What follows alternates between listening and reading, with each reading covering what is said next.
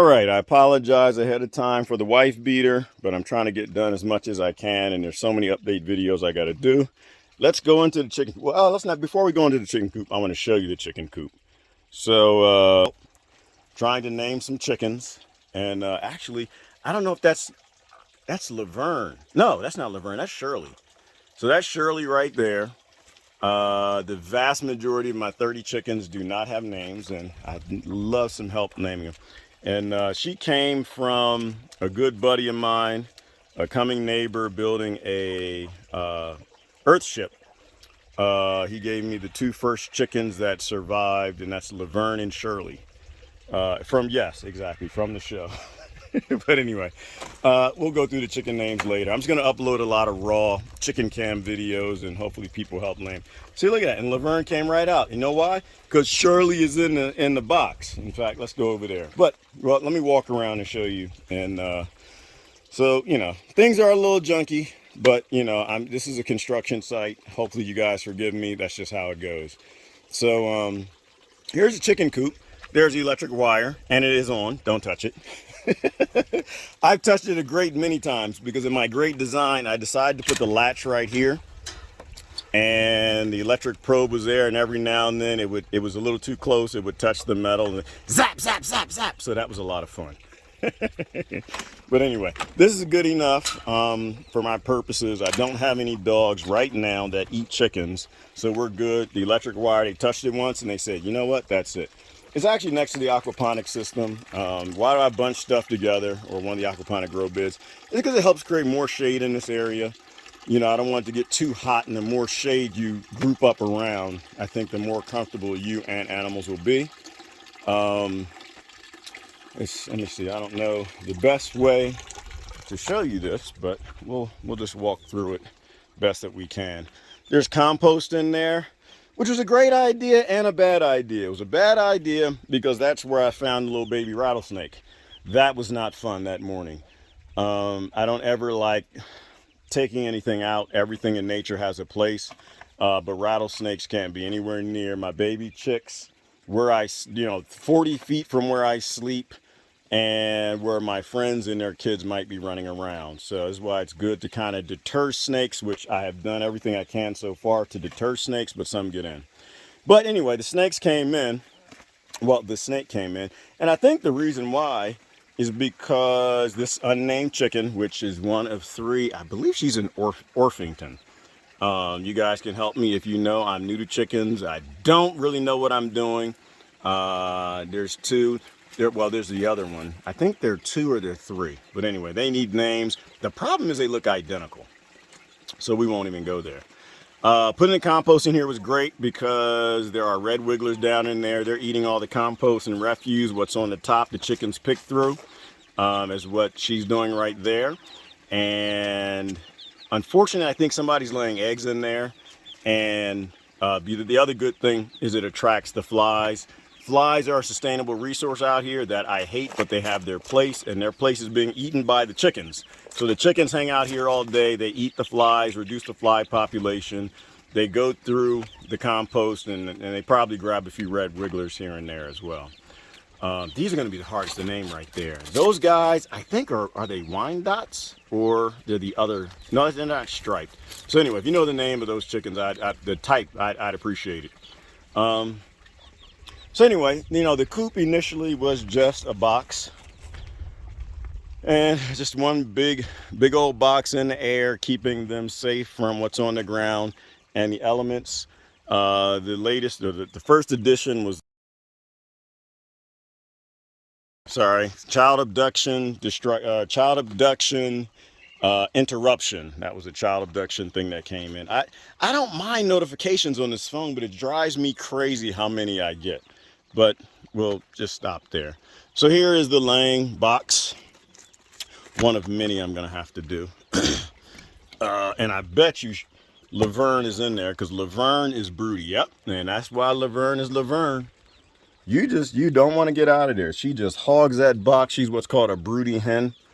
And nobody else can get in there. Shirley can't get in there. Shirley in there, and there's one eye. So of course this is going to be 8 videos after all these interruptions.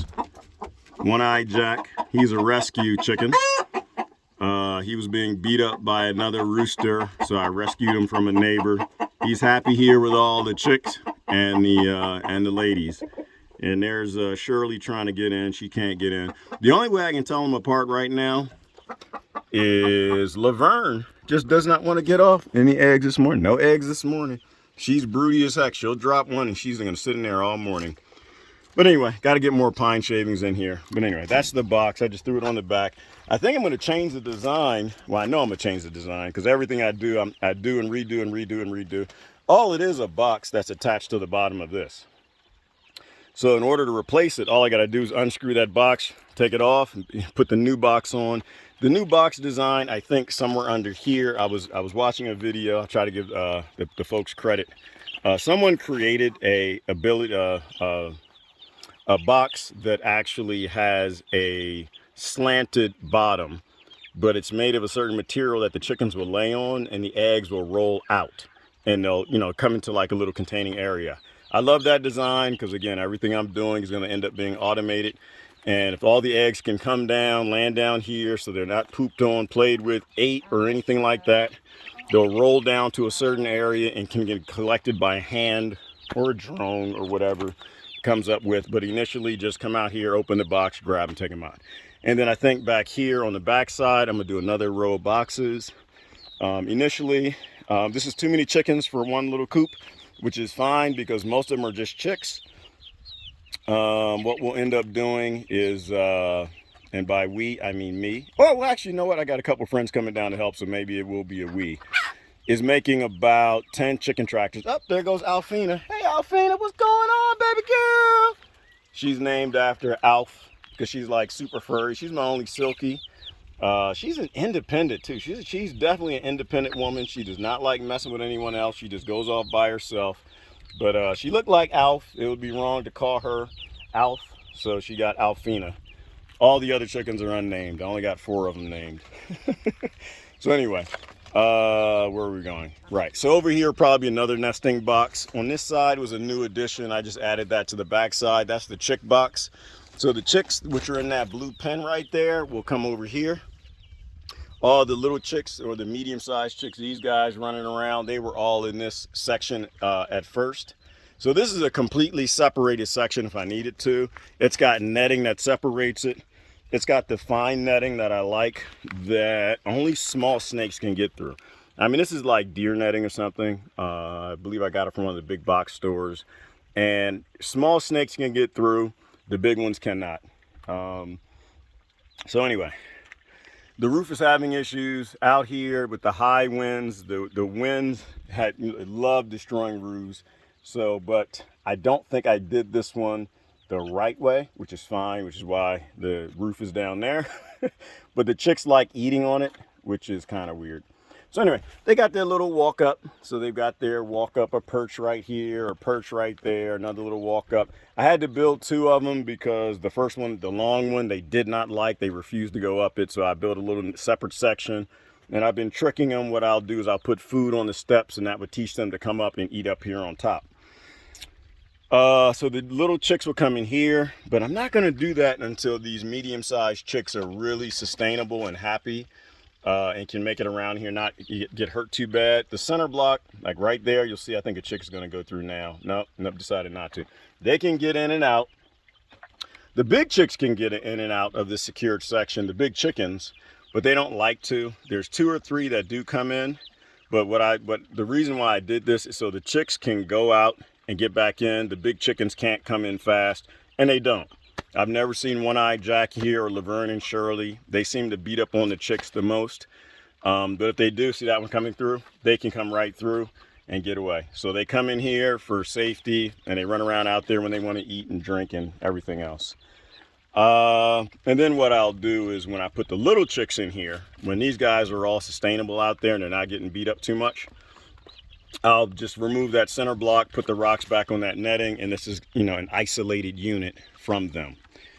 Other features, well, let's go inside real quick. Oh, before we go inside, this is how I drain their pond. That's their pond right there. I don't know if you guys can see it that well. Ooh, yay, just shocked myself. You know, when you play around with electric fencing, And this is minor. This is the minimum joules. It's not that bad.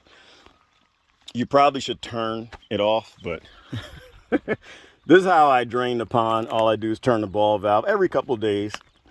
And all these ball valves, again, in the final automated solution will be converted. Well, I'll leave the ball valves, but I'll put a solenoid in line, open that up, leave it up, and that solenoid will be controlled by the automation. So what's cool that I've noticed is the pond in there. Well, let's go in there. Let me close this up. But anyway, the line right here comes out here and it goes into the garden. It gets clogged a little bit, which is why I don't see it really draining well right now, because of that L bracket right there, as well as material gets in the pond, which I'll show you. But she cuts on, she feeds some of the trees out here. The buckets in front of the trees I haven't discussed, but the buckets all have weeping holes in them, so they fill up when the water cuts on, or when I do it manually. The one over there, you can see it has the PVC connection that fills from the drip line, which was a bad idea, but I'm not gonna talk about that. This one I fill manually and the other one I fill manually, but they also get water from the excess water from the chicken coop, because I don't like the water getting rancid. It comes down, feeds into the bed. You know, there's all types of rock and caliche and aquifers underneath, and all of that holds water, which helps that whole garden bed. So that can be automated so that it cuts on once every other day, just to make sure fresh water goes in. The water from this particular bed comes from here. It comes from the aquaponic grow bed, so all that fresh aquaponic water that even humans can drink goes in here and fills the pond. I don't suggest drinking it, however. People say that you can. In other countries, they drink aquaponic water. I do not. All right, I'm not promoting any chicken feed or anything, but that's what these bags and things are. I don't know enough to promote a feed or not. Hey, you little guys. All my chickens are friendly for the most part. Well, for the most part. Every now and then you'll get a peck. But I fed them, you know, manually by hand, and I handled them daily, so they all became friendly. I did not handle these little guys daily, and I got to get down in there and get them out and get them into the coop, which is what I'm waiting on, the little guys. But I got to wait for the medium-sized guys to be happy out here. They seem to be pretty happy. So, you know, they get plucked every now and then, but there's so many of them. Laverne, Shirley, One-Eyed Jack, and these guys, the Wyandottes. Anyway, they like to pick on the chicks too. Oh, that's such a weird one. See the ones with the little necks that are shaved? Those are so cool. I got to come up with a name with them. They look like aliens. They might get an alien name. I don't know. But again, you guys can help me name them. So here's the pond right here. It fills with algae, which isn't a big deal for me. Algae, I used to make ponds, and algae, what it does, it serves a sustainable purpose. There are no weeds on this planet. Plants that grow exactly where they want them to are called plants. But when something grows where we don't want it to, we call it a weed. Algae is an aquatic weed, as they say. People hate it, but it serves a purpose. Anytime you got too many nitrates in a system and too much light penetration, you'll have a lot of algae that grows. It darkens the pond, it keeps the water cooler, and that's what I wanted. So anyway, there's the inflow right there. That's just a little float valve. So when I drain it, you know, manually, which will be automatic, this refills by itself. It auto refills, or I can open that valve and fill it manually. This pipe right here is just the outlet, and I have that there so that when I put material in here like the pine shavings or hay or alfalfa, it doesn't clog up the drain. And it still clogged it up, but you know, we're still working on a design that works well from that. I did 1-inch pipe. I probably should have done bigger. So this is the inlet and outlet right there. So there's a center block right there. See how they come through, and the big chicks can go through there, but they can't get through there fast. So this is how the little chicks get away when they get chased. And there's another center block over there that they go through. But how the big chicks get in, I think they just fly in over the top. So sometimes the big ones go in there. They don't go out their way to abuse the little chicks. But for some reason, I do find 3 in there every morning. I think they like roosting in there or something. Hey, little guy. Says these guys get bigger. They'll need some names. Uh-oh. I don't know. This one's losing feathers. I don't know if he's getting beat now. Looks like that might be what it's supposed to look like. You know, those feathers are growing in from the fur. Okay. I thought that might have been beat up damage. And so, as you just saw, a wasp just flew away. I don't know if you guys saw that. That's the other benefit of this pond is the flies and the wasps, they have no other choice but to come here to drink. And when they come here to drink, the chicks get fed. And the other thing is when I drain the bed, you'll see, you know, I'll do that on camera one day. You'll see all the little mosquito larvae and everything else that are now accessible by the chicks. And those chicks will come, and chickens, and eat the bugs and everything. The only other update I'm thinking in mind at this moment was that I want to put the fly zapper in here and put the fly zapper either around the compost or just somewhere where it can zap flies during the daytime, during the max of power, maybe a few moths or whatever at nighttime, and that actually will end up feeding the chickens as well. So yeah, it's kind of my chicken update. The only other thing I was going to say is that I am trying to name them. Initially, I didn't want to name them because I didn't know what I was doing completely. I still don't. I'm figuring out as I go. Any ideas you guys have, I'm definitely open to. I'm not someone who thinks he knows everything. I know a few things, and the rest I want to learn. So anyway, so I have a playlist where I'm just going to upload raw chicken cam videos so you can see their behaviors. When I name things, please don't bite my foot. Please, thank you. I like to give them names that kind of fit their personalities or looks. So if you have any names for my chickens, please let me know.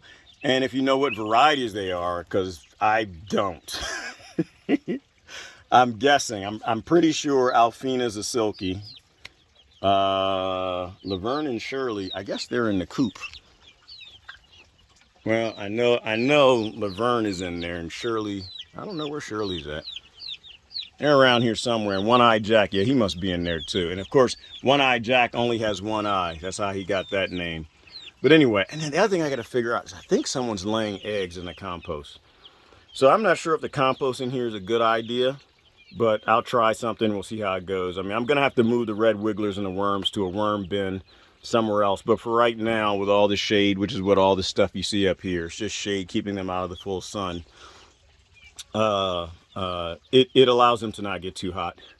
And the worms don't want to be too hot as well. I guess there's one other thing I talk about. And that is there's the solar light right there. So I have that solar light there, which keeps a light in this area. So at nighttime, this is lit up. There are tons and tons of coyotes around here. There are lots of snakes, mountain lions. We have Mexican wolves.